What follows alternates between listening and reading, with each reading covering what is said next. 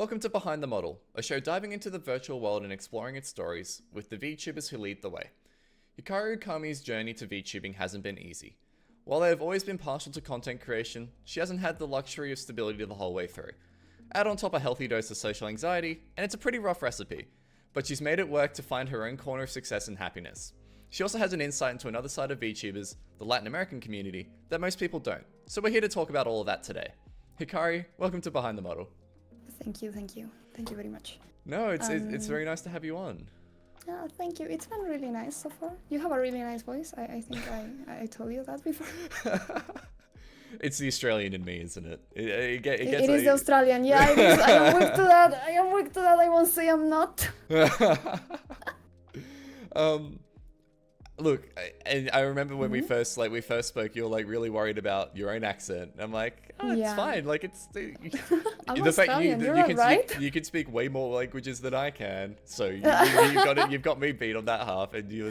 I do have to say, and I think I didn't tell it to you last time, but it's not that I learned English. It's that I woke up one day and I understood it. And it was very odd for me. I don't know. All right, hold on. Before we dive into this is new information. Before we dive into the actual the other questions that I have prepared, tell me a little bit about that, because obviously you are a multilingual streamer. I'm clearly a multilingual streamer, but I never had any formal learning on English, and I never went to any English-speaking country. I remember, and this is a bit shameful, but I used to watch My Little Pony to talk with a classmate of mine. And I used to watch it on English because until I do the translation to Spanish, it takes a while. Yeah. So I started to watch the episodes in English, and in between of these, maybe on year 1 or 2 of watching the seasons in English, I just remember waking up one day and going to school and listening to a song in the bus or something like that, and starting to understand the lyrics, but too clearly without having ever read the translation. Yeah. And I was like, wait a minute. You just passively absorb the language, and then one day it's just like, boom, everything clicked. I talked to so little Spanish speakers that I suddenly understood. I mean, it is like a pretty common thing to learn a language, is you watch shows or listen to things in that language. But that does sound like a pretty rapid onset of, now I just know English. Yeah, I just started to know English, and then I realized that, well, maybe I could put some effort now, and I started trying to read more in English, and later on I started trying to speak it however I could. I mean... So most of the pronunciation I have is actually from singing, so... okay, yep. Okay. But to wind it all back, before you had the English imbued in your brain, I presume, and you got that gift... you've always been quite creatively inclined and wanted to at least express that in some way. Can you tell me about all the various creative pursuits that you've done before now? Okay, pretty much. I was talking to my father the other day, and he reminded me from the last time with that, I was telling him about that, and he reminded me that as a child I will make up and act characters. And it will be all very complex, and the rest of my family wasn't very happy about it because I had so many characters they couldn't keep up, and I will get offended if they weren't keeping up with it. So that's how they got me into acting classes when I was maybe 7 or 8, I'm not sure.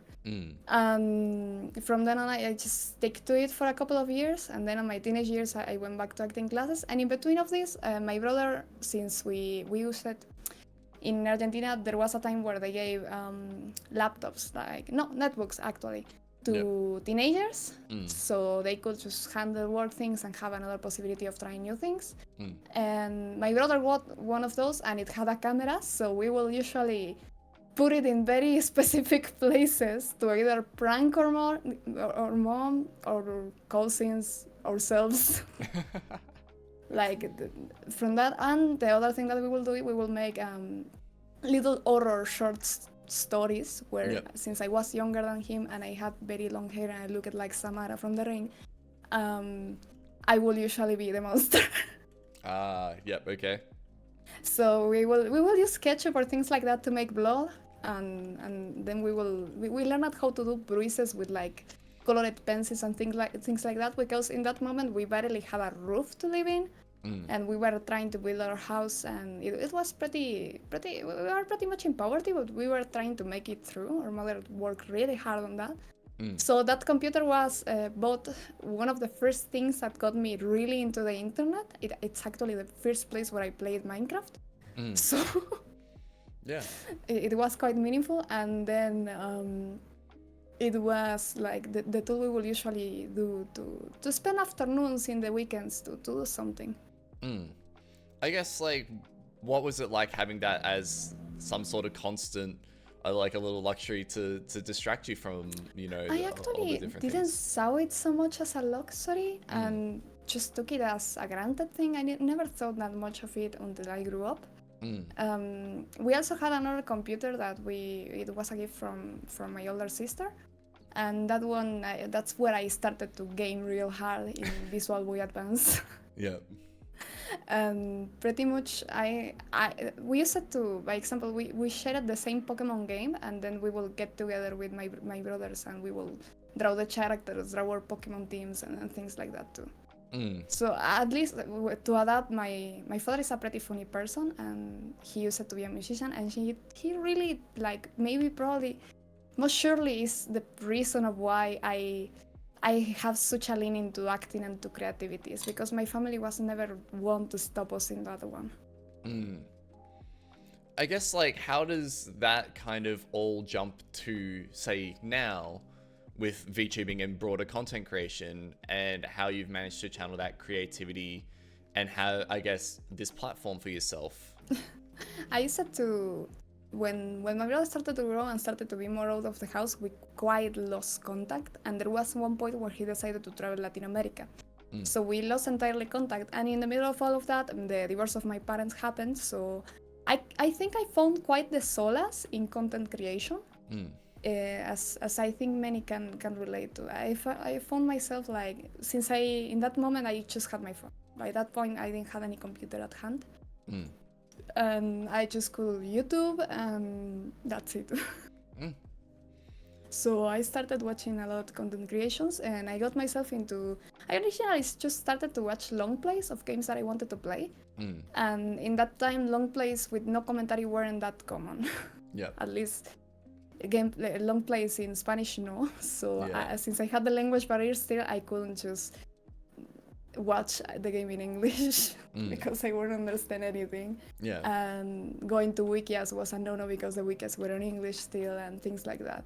So I started to having to bear more than liking watching people play in Spanish the game or play and translate the game. And from then on, I got like 2 or 3 YouTubers that even nowadays I follow. I wouldn't like to name Caldo. That would be a bit shameful, but pretty much they got me to try to, one, start analyzing things, and two, just look for more made content with more effort, I will say.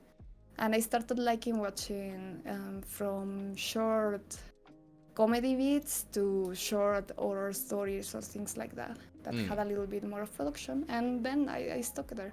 Then when I got into high school, the first years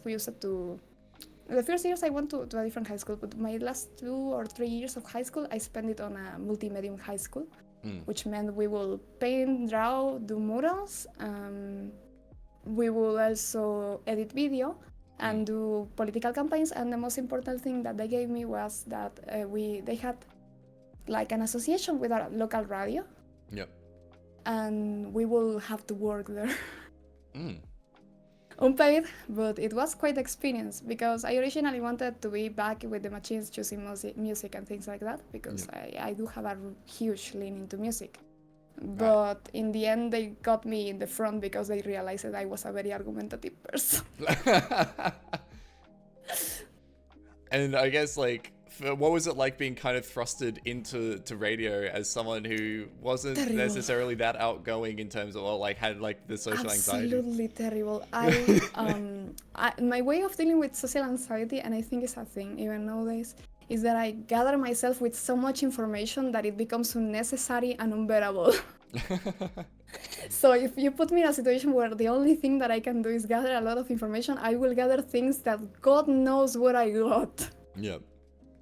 Like, if I have to get myself in danger to get some little bit of information that might impress anyone, I will. You should have become a So, journalist. You should have taken my job. I should have. I should have, but for political reasons, I do not. Yes. So they liked having me there because I would usually, my classmates that were also very good at speaking were maybe not as informed on things as I was, and I was, despite the poverty and despite everything, both my father and my mother nurtured me with an enormous amount of information that a child should not have. I have no better way to put it. Yep. I know exactly what that means. Yeah. So I knew very well how to move and talk between the adults, and I knew very well how to explain things in an easy way so people, teenagers or even children, could get it in a more digested and not so harmful way. Yeah. So that's pretty much how I ended up there, and they used it to. I remember very vividly this situation on one of the first shows I was, that when there was an outbreak, the one that was our tutor just looked at me and looked straight at my eyes, took my hand and told me, "Speak slower, please. I can get what you're saying, but probably all people don't get it, so please speak slower." It's just the nerves kicking in a little bit there, right? We're just like, I naturally speak fast, so it wasn't even the nerves. It was just what it was. Yeah. And even nowadays, I struggle a little bit with that. Like when I upload TikToks or things like that, there's always someone that is like, "What is she saying? She speaks so fast." And I'm just like, sorry. You've mentioned a couple of times through this, like, growing up, it was through poverty and through harsh situations. What is the importance of having the creative outlets for you through all of that? I think I have like two things with creativity.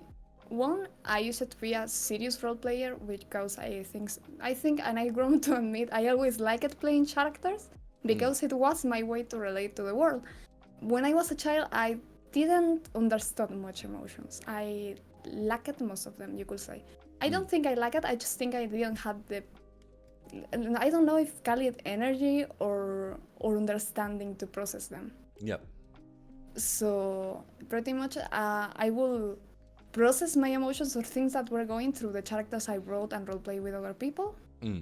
And then when I grew a bit older and I stopped roleplaying for a time, it started to be just doing art or writing stories or things like that. And I always had the itch for just turning on the camera and maybe showing that to someone, but the anxiety always held me back from that. And it's quite the situation because even so, by example, I work for a company, okay? But when I got my friend to send me the company looking for VTubers, the application, okay? Yeah. And they told me, "I know you like VTubers and I know you're pretty funny. Why don't you try it? And maybe you can," because in that point the economy of Argentina was already crashing. Yep. And they told me maybe you could move to this country since the company is from here. And I was like, oh, maybe I could. Yeah. So my own necessity of getting out of the sticky situation I started to get because as a teen I even got to be homeless a couple of times, but more because of fighting my mother and my father being unavailable. So I just, when I started to look at the country going to hell, I decided I didn't want it to stay there no matter what. Yeah. It was time to leave. Yeah, because it's very hard for me to get a job because it took me time to finish high school. Yep. Because I skipped a lot. The last year of high school, I barely stepped in. And despite me, like all the classes and everything, I just did it in the last month of high school. I passed everything but maths and sports. Sports because it was like 50 Celsius in Argentina and I couldn't do shit. And maths because I had skipped 2 years of maths. Yeah, that's an uphill battle. So, yeah, it was no way. There was no way I was gonna do that in 2-3 weeks. Yep. And I actually, there's a funny thing that I even went to exams with like, I had just gotten my canines taken off.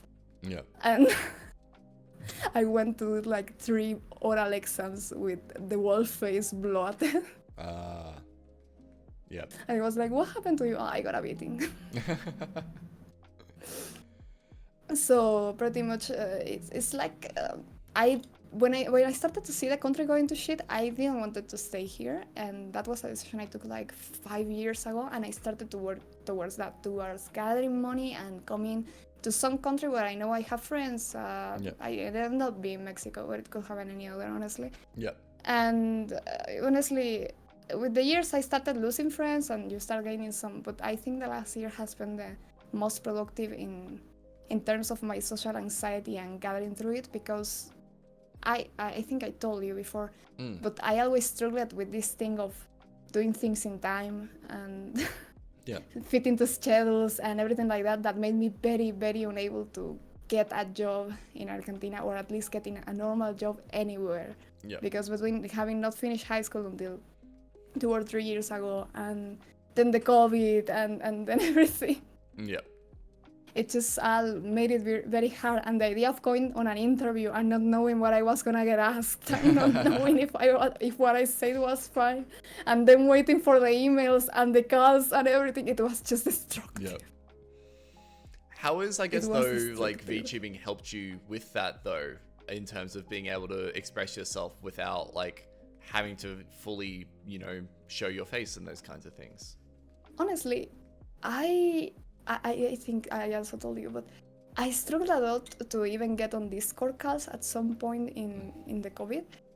Like even in servers of games that I like or things like that, the idea of getting on a voice chat and talking to people just like that is, even though this is a bit daunting, like I must still muster some courage, but somehow VTubing has made me able of, even in real life, getting on a group and talking way more naturally and not thinking so much of what I say or what I'm doing, even at the moment. Later, maybe when I get home and I'm showering and I'm laying in bed, I'm big. What the fuck did I just say?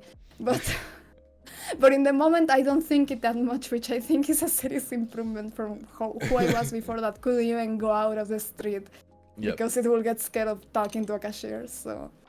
And the other thing that has helped me with anxiety is because I was very afraid of singing. I'm not a bad singer, but I don't have any kind of learning either with that. And all my family are musicians. My brother sings so well. Since he came back from traveling, he just started singing so well. And I think since people like it how I sing, and I try to put an effort since the very debut on that, I think I've gotten better, and I've gotten to a point where I think it's not shameful to hear me sing. Well, it's not that terrible. Well, when you were in like the multimedia school, right? Like music was your passion, and now you get to, I guess, to share that now. Yeah, pretty much. I always liked music, and I always liked the idea of participating in creating it. I have been more of a digital artist up until last year. But the real deal with me was since a kid, I really liked singing, and I really liked music, and I always had musical ear. I tried to learn many times instruments, but dropped it due to a lack of constancy, which also got helped by just spending 1 year trying to every week at least do 3 streams. Try to not miss the time, try to make it last at least 1 hour, and it has taught me a certain degree of constancy that I didn't have before. And that I couldn't even keep when I was going to school. When I was going to school, I will always run late, skip classes. But now you found that like little bit of, I can get onto the schedule now. Like, you know, we've got this little thing going. I can say I'm gonna be at 4, and I'm probably gonna be most surely if I don't forget. Well, the meta context of this is I was running a little bit late. Hikari was perfectly on time and ready to go for this one. Yeah. But I was also sitting here since like 3:30. So I was making sure I wasn't gonna be late. Yeah, it's all good. It's all good. Let's talk about like streaming in both Spanish and English, because you are bilingual, but you do primarily make your content in Spanish, right? Yeah, and actually that's a funny thing, because when I learned English, I automatically ditched Spanish content creation. I stopped automatically watching Spanish YouTubers, except like 1 or 2 maybe. Yeah. What was the kind of the difference that you saw between the Spanish-speaking content creation space and the English-speaking one? Quality production, honestly. In the sense of better mics, better camera, better... Well, I started in high school to study cinema at the high school itself. But the difference on the quality of the camera, positioning, by example, I really like how Nitro Rat, by example, gives these little shorts of horror related to the game he's reviewing, and things like that really just charm my heart to watch any 3-8 hour video. Doesn't matter what it's about. If you give me a little short at the beginning, you got me both. It's like if you got me hooked for the rest of the time. Yeah, I'm gonna watch the 10 hours of this video. I don't care if it's a saga I have never heard of. And just honestly, Spanish content creation still is quite young on that matter. And I used to have a real issue with, and I think many content creators that are Latin American have it, with how certain Latin Americans speak or behave, because we tend to sound, by example, more aggressive or things like that. Some people, for me, are going to try hard on that part of us. And I don't like it much, honestly. Yeah. But nowadays I understand that it can be also the part of someone's personality. But back when I just entirely switched to English content creation, despite me not understanding much yet, it was mostly due to that. It was quite the shock for me to find content that was just, let's go play Minecraft, which still is in great part, especially in streaming. But let's go play Minecraft, 200 chapters of Minecraft. Let's go play Rust, 200 chapters of Rust. Let's go play Ark, 200 and it just was bothersome because, yeah, I like seeing people games. I like seeing people play games, but I would like some more substance in my content, and Latin America in the big realms didn't have much of it until recently. And it's not even big realms. Yeah. It's just getting to known. What kind of changed that for the Spanish speaking space? What kind of change? Like you mentioned that there was like that it was all pretty stale until recently. What kind of changed? And I will know why the switch happened, but I stopped like maybe 4 years ago to having contact with the Latin American space, and then I recovered it in the last 2 years. And it has become like, I guess there has been more people that enjoy content creation that have seen English speakers and have decided to maybe up themselves or things like that, but I have seen more like people are looking for entertainment since streaming happened and since short videos started to happen, honestly, which I think is truly the fault of short videos. Since short videos is such a small, digestible content that can't have that much depth most of the time, I believe people have started to switch to, okay, I have short videos for when I'm on the bathroom. What do I have for when I'm working and I need some noise in the back? And that's how there has been a sprout in videos of 20, 30 minutes long or even 10 minutes long about things that are more on a specific. And that's how I got again into Latin American content creators. Like I started seeing reviews in Spanish, even if I then argue in the comments. And I started seeing... and Can't drop the argumentative side. No. Like I really like your video. Your 20 minutes essay was very good. Your argument is wrong, though. Let me tell you why. You're not taking into consideration these factors. Please get important. 40-minute response video incoming. I would really like to do that kind of thing, but it makes me very afraid of offending someone, and I won't like to hurt anyone's feelings. So I just keep them in comments, where they may or may not be real. So pretty much there has been a switch. I do believe it's the fault of short-term content like TikTok and YouTube Shorts and things like that. Yeah. But I won't know why exactly or how exactly the switch happened. Like who started in Latin America that got so well that people started to imitate them.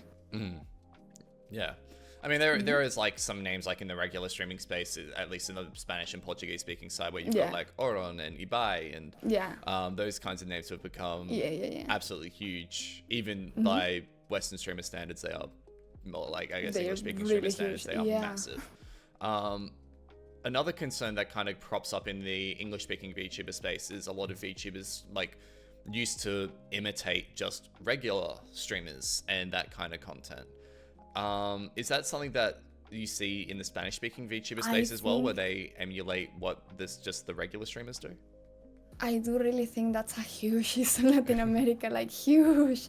I don't think there's like for collaborations, there's no other content that is not Minecraft or Valorant or Among Us. Yep. Or things like that. We have not moved from that as just the VTuber community. I don't know how it is with the normal streamer kind of thing, but the VTuber community in particular is just very, very huge about just doing those 3 types of things, like Minecraft events, 1 week, 1 day, 1 month, doesn't matter, or just tournaments in Valorant or in Fortnite, and that's it. I never seen, or dating shows or things like that, more thematic in February and things like that.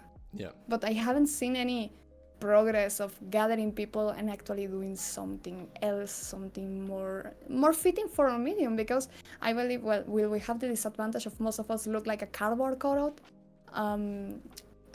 I think we could make more things that are more narrative or that carry more substance or have more the artistic medium that will VTubers, we are art themselves. We carry over the art of our mothers and parents or artists and rigor. Yep. So I do believe we are losing a huge spot on that one. How do you kind of see yourself in this realm of Spanish-speaking VTubers, and what kind of content do you want to see, and what can you make yourself? I'm honestly quite in a limbo because I have the problem of I have good ideas and then I don't know how to execute them, and I'm trying to teach myself how to execute them. And there's also a certain degree of pride that I think both me and the people that have worked with me have had that was wrong, the wrong kind of pride, the sinning kind of one. That is that we don't need the help of anyone else, we can handle ourselves all on our own. And I have been humbled down to learn that we need help, you need to ask help, you sometimes need to ask opinions, you sometimes need to just go to the viewer that you know that knows a little bit of this and maybe ask them and not try to figure out everything on your own. And I think there's a lot of drama in the English space, and the Latin American space has just as much drama, like for real. There's not a day without a VTuber drama, and usually they're not like a small things, they're big things. So I get that we're all sort of scared of each other. Like some sort of, if I get close, I'm eventually gonna get hurt, and I really get the feeling like I have social anxiety, and to add up that layer of distrust that I don't like speaking to people in that layer of distrust of not knowing what is gonna happen next. And I think if we could heal or maybe move a little bit of that, I think it could make a great improvement in the content to begin with, because it will mean people could get together for like 3-4 months and organize something, and it will work out. Yeah. This is a question I should have asked earlier. Just how big is the Spanish-speaking and Latin American VTuber space? It's on a point where, as much as I am in a limbo, I think it's on a limbo. Like, everyone knows big names, everyone knows Raccoon, everyone knows Nemo, everyone knows Owosu as a company. And they are rather established, they really are, they have big faces of the VTubing community, and at the same time it is so shameful for the people who participate on the community to admit that either they are a VTuber or that they consume VTubers, that it cuts so short of, by example, participating on conventions or things like that, because conventions in Latin America are mostly more on the old type of just putting some stands and maybe one projector and things like that. Yep. At least for Argentina, I haven't gone to any in Mexico yet. I bet in Mexico they are bigger, actually, I should go. But I believe we could maybe start doing things like calling VTubers to appear on expos or things like that, just as a community thing. We have even, like I told you last time, there's a place called the Friki Plaza here. And as much as it's deemed as a cringy, very smelly place, because it can be. I believe it's also, I think it should be, it's a thing that we should all stop, like, making less places where people gather to share hobbies. Because I do believe there's something beautiful in it, even if it stinks. even if that place stinks. I believe there's something beautiful in it. There's a sense of community that I couldn't get in Argentina that I get when I step on that place and I see just a bunch of figures and posters and things like that. That I just really can't get why people don't see as how important it is to have places like that. And the VTubers have not moved yet to start taking those spaces as well and making our names be shout, because I understand that we had quite the bad image to the big ones and things that have happened, but there's much more in the community that just can be do and say only if someone starts organizing everyone. And I intend to eventually be that someone, just right now I don't have the tools. Yeah. And also, while we're always speaking about this, we say like Spanish speaking and Latin American VTubers and all that. That is one big blob that we are trying to put a very diverse group of people into. What are the kind of cultural differences across Latin America and the Spanish speaking content creation space that you have noticed? In VTubers, I haven't noticed that much of a difference. I usually found more on watching Spanish VTubers because they're on the time range that I'm usually awake at. Yep. So I'm a very nocturnal person, so I usually end up watching Spanish VTubers more than I watch Latin American ones. If I watch Latin American ones, it's usually when I rate them post-stream.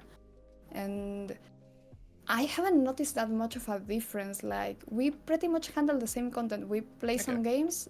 Usually they have one game that is online and popular, Fortnite, LOL, Apex, something like that.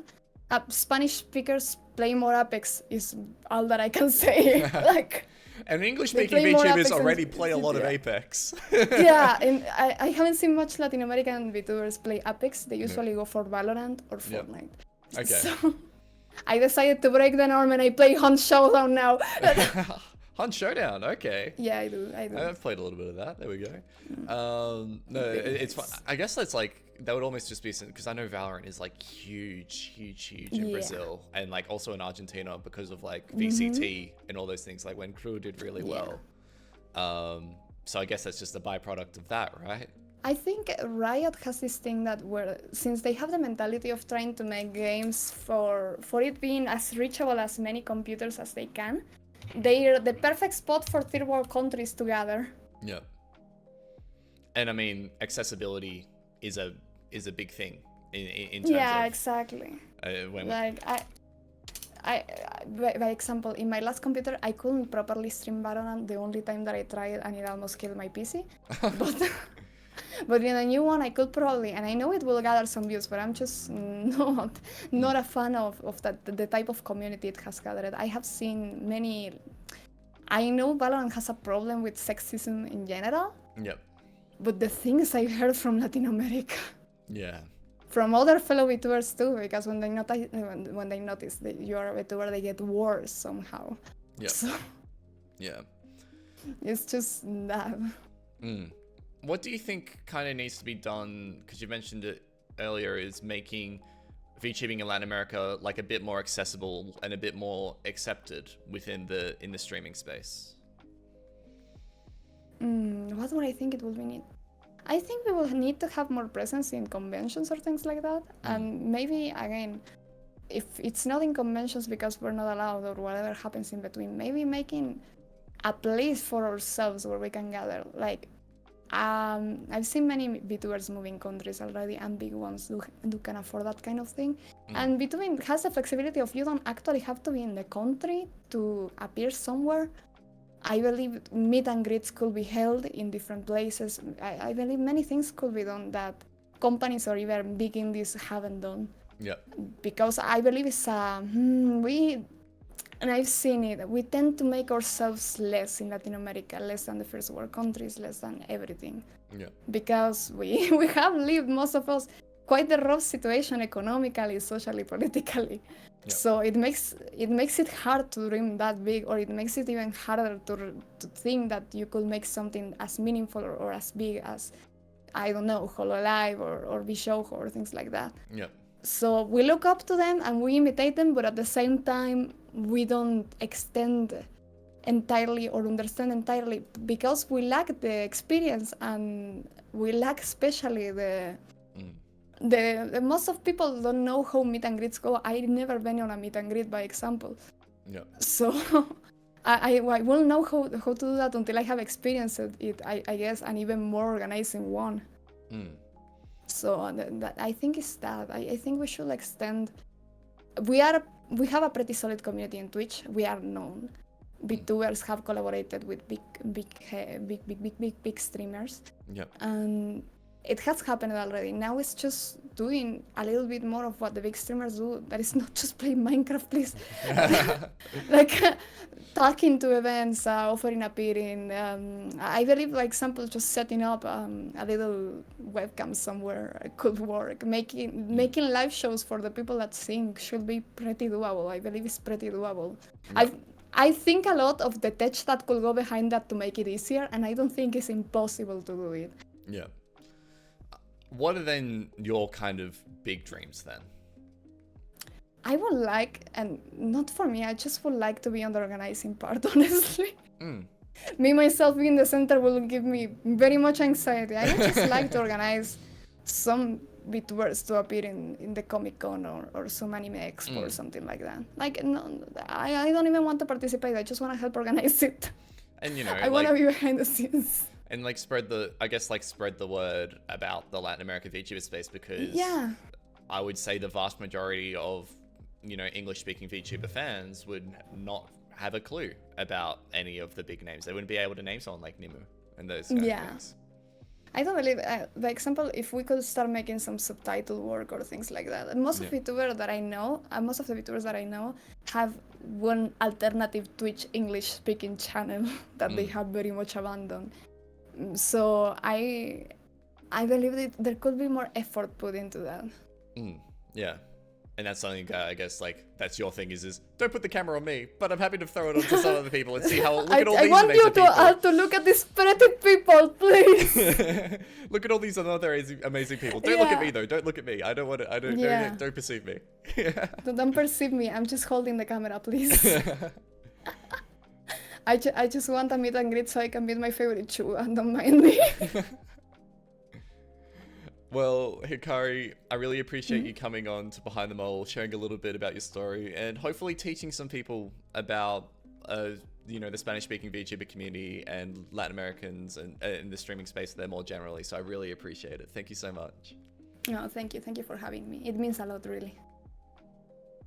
It was quite the opportunity, honestly. Hikari Ookami is the latest guest on my new series Behind the Model, diving into the stars to make VTubing the creative medium we love. If you're interested in more of her story, you can read the accompanying article linked in the description. You can also find all of Hikari's social media channels below, and maybe we'll learn a little bit about LATAM VTubers in the process, because I sure did. I really appreciate you watching this video and for all the support across all the previous episodes Behind the Model. If you liked this one, please leave a like down there while you're down in the description checking out those links, and subscribe if you're not already. Do leave a comment as well if you have any feedback. I read them all. Until next time, thank you.